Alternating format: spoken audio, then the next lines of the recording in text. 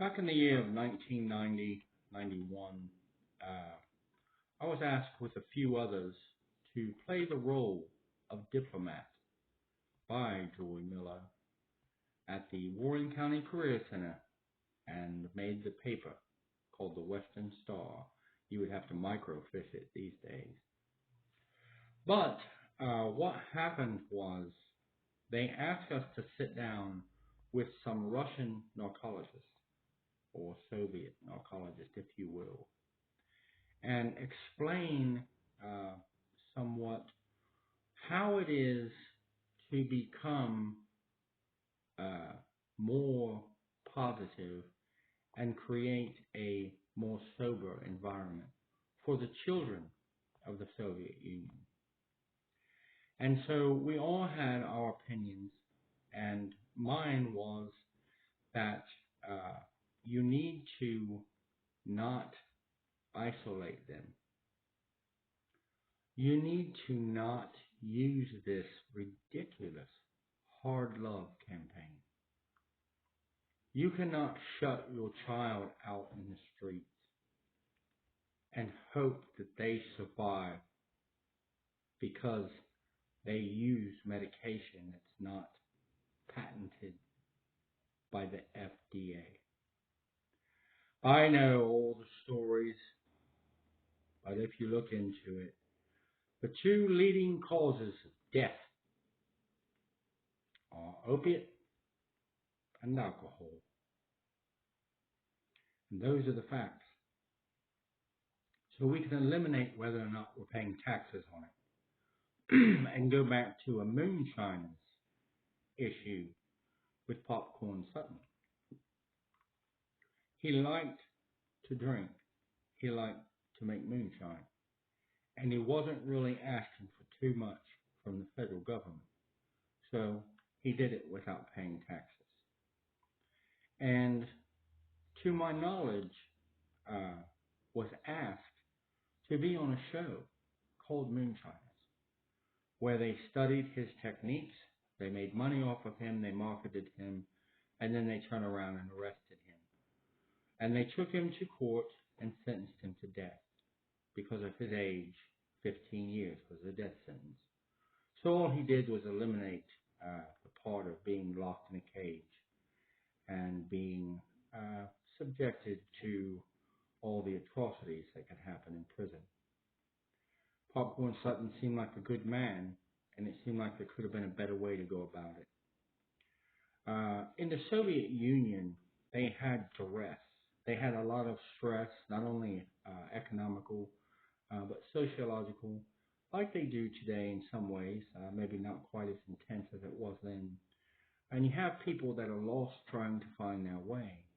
And a lot of times, in the confusion and the stresses of life, we'll find ourselves craving that numbness, craving that relaxed feeling.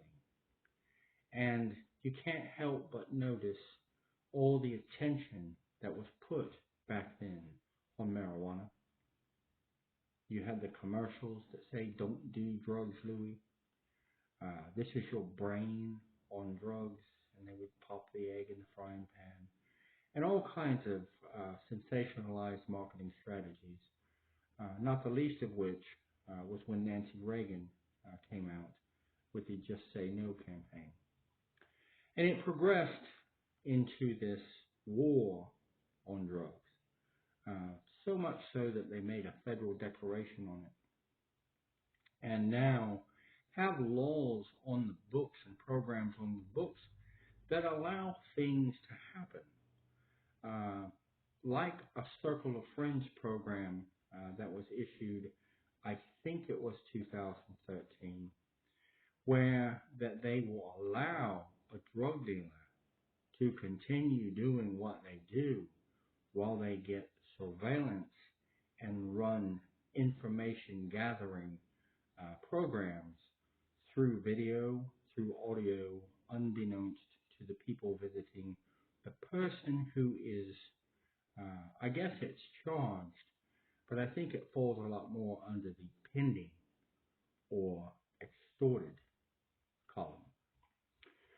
When they did this, They used a lot of legislation, not the least of which was the Patriot Act, which they attached a lot of different porks to. And part of that pork is called Section 3 under the Patriot Act or Freedom Act. And it discusses the financial responsibilities of people who transfer money into terrorist organizations. And if you take it at its basic statement, what you'll end up doing is charging the Republican Party for their leadership in Donald Trump. And following the funding efforts put forth through the United States into the support of the marketing campaign of Donald J. Trump, and end up with treason charges on all these aristocratic, Napoleon-minded type of people.